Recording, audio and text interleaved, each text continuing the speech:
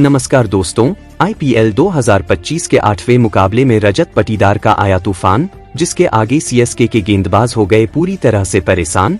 जी हां दोस्तों, पहले तो रजत पाटीदार और फिल साल्ट का तूफान आया, जिसके चलते आरसीबी की टीम ने लो स्कोरिंग पिच पर 196 रन बनाया।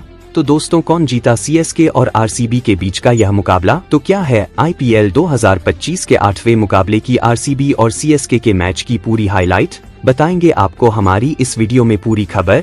लेकिन उससे पहले दोस्तों, अगर आप भी रजत पाटीदार के विस्फोटक पारी से खुश हैं तो इस वीडियो को दिल से एक लाइक और चैनल को सब्सक्राइब करके इस यूट्यूब फैमिली से जुड़ जाइए। जैसा कि दोस्तों आप लोग जानते हैं कि आज आरसीबी और सीएसके के बीच आईपीएल 2025 का 8वां मुकाबला खेला गया, जहां पर सीएसके ने टॉस जीतकर पहले गेंदबाजी करने का फैसला किया, जिससे आरसीबी के ओपनर बल्लेबाज विराट कोहली और फिल साल्ट मैदान में पारी की शुरुआत करने आते हैं। और आते ही दोनों बल्लेबाजों ने पारी की अच्छी शुरुआत करते हैं, क्योंकि एक तरफ से फिल साल्ट विस्फोटक पारी खेलना शुरू कर देते हैं, तो वही दूसरी तरफ विराट कोहली पारी को संभालकर खेल रहे थे कि तभी 32 रनों के निजी स्कोर पर फिल साल्ट नूर अहमद का शिकार हो जाते हैं और एमएस धोनी के हाथों से स्टंपिंग आउट होकर पवेलियन लौट जाते हैं। इस तरह से आरसीबी के टीम को 45 रनों के स्कोर पर पहला झटका लग जाता है।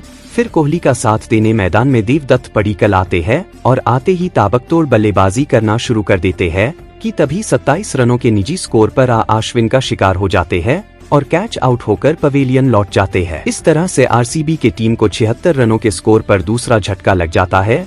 फिर मैदान में विराट कोहली का साथ देने रजत पाटीदार आते हैं और विराट कोहली के साथ मिलकर पारी को संभालकर खेलना शुरू कर देते हैं। पहले तो दोनों बल्लेबाजों ने मिलकर टीम के स्कोर को 100 रनों के पार पहुंचाया कि तभी रनगति को तेज करने के चक्कर में विराट कोहली 31 रनों के निजी स्कोर पर नूर अहमद का शिकार हो जाते हैं और कैच आउट होकर पवेलियन लौट जाते हैं। इस तरह से आरसीबी के टीम को 117 रनों के स्कोर पर तीसरा बहुत बड़ा झटका लग जाता है। फिर रजत पाटीदार का साथ देने मैदान में लियाम लिविंगस्टोन आते हैं कि तभी दूसरी तरफ रजत पाटीदार खतरनाक बल्लेबाजी करना शुरू कर देते हैं और चौके छक्के लगाने लगते हैं कि तभी लियाम लिविंगस्टोन भी एक 6 लगाने के बाद 10 रनों के निजी स्कोर पर नूर अहमद का शिकार हो जाते हैं और बोल्ड होकर पवेलियन लौट जाते हैं। इस तरह से आरसीबी के टीम को 145 रनों के स्कोर पर चौथा बड़ा झटका लग जाता है। फिर मैदान में रजत पाटीदार का साथ देने विकेट कीपर बल्लेबाज जितेश शर्मा आते हैं और आते ही जितेश शर्मा अच्छी बल्लेबाजी करना शुरू कर देते हैं कि तभी दूसरी तरफ रजत पाटीदार अपने अर्धशतक को पूरा करते हैं, तो वही 12 रनों के निजी स्कोर पर जितेश शर्मा खलील अहमद का शिकार हो जाते हैं और कैच आउट होकर पवेलियन लौट जाते हैं। इस तरह से आरसीबी के टीम को 172 रनों के स्कोर पर 5वां झटका लग जाता है। फिर मैदान में टीम डेविड आते हैं कि तभी रजत पाटीदार 51 रनों के निजी स्कोर पर पथिराना का शिकार हो जाते हैं और कैच आउट होकर पवेलियन लौट जाते हैं। इस तरह से आरसीबी के टीम को 176 रनों के स्कोर पर 6वां झटका लग जाता है। फिर मैदान में कुणाल पांड्या आते हैं और ये भी 0 रनों के स्कोर पर पथिराना का शिकार हो जाते हैं और कैच आउट होकर पवेलियन लौट जाते हैं। इस तरह से आरसीबी के टीम को 177 रनों के स्कोर पर 7वां झटका लग जाता है। फिर मैदान में भुवनेश्वर कुमार आते हैं, तो वही दूसरी तरफ टीम डेविड खतरनाक बल्लेबाजी करते हुए लगातार 3 छक्के लगाकर टीम के स्कोर को 196 रनों पर पहुंचा देते हैं। अब सीएसके की टीम को 20 ओवरों में 197 रन बनाने होंगे। बता दें कि आरसीबी की तरफ से बल्लेबाजी करते हुए सबसे ज्यादा रजत पाटीदार ने 51 रनों की पारी खेली, तो वही फिल साल्ट ने 32 रनों की पारी खेली और सीएसके की तरफ से गेंदबाजी करते हुए नूर अहमद ने सबसे ज्यादा 3 विकेट चटकाए, तो वही पथिराना ने 2 विकेट चटकाए। अब 197 रनों के लक्ष्य का पीछा करने सीएसके के ओपनर बल्लेबाज सचिन रविंद्र और राहुल त्रिपाठी मैदान में आते हैं और इनकी शुरुआत अच्छी नहीं होती है, क्योंकि दूसरे ओवर में ही राहुल त्रिपाठी 5 रनों के निजी स्कोर पर जोश हेजलवुड का शिकार हो जाते हैं और कैच आउट होकर पवेलियन लौट जाते हैं। इस तरह से सीएसके की टीम को 8 रनों के स्कोर पर पहला झटका लग जाता है।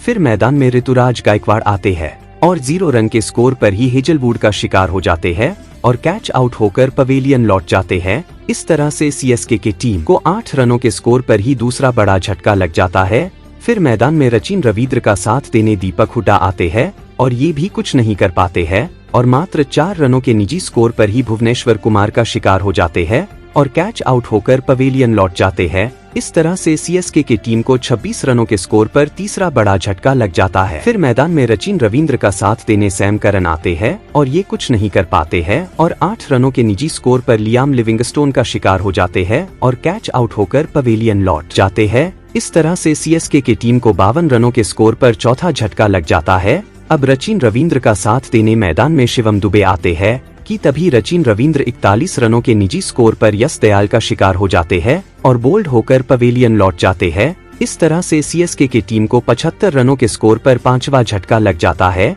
अब शिवम दुबे का साथ देने रविंद्र जडेजा मैदान में आते हैं कि तभी 19 रनों के निजी स्कोर पर शिवम दुबे यश दयाल का शिकार हो जाते हैं और बोल्ड होकर पवेलियन लौट जाते हैं। इस तरह से सीएसके की टीम को 80 रनों के स्कोर पर छठवां झटका लग जाता है। अब मैदान में रविचंद्र अश्विन आते हैं और ये भी मात्र 11 रनों के निजी स्कोर पर ही लियाम लिविंगस्टोन का शिकार हो जाते हैं और कैच आउट होकर पवेलियन लौट जाते हैं। इस तरह से सीएसके की टीम को 99 रनों के स्कोर पर 7वां झटका लग जाता है।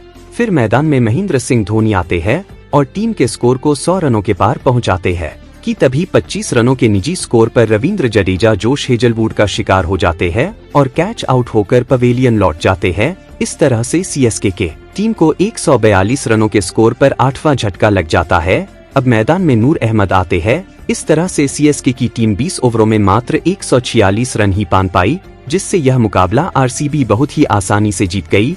तो दोस्तों, आरसीबी के लगातार 2 मैच जीतने पर आपकी क्या राय है, नीचे कमेंट में जरूर बताएं।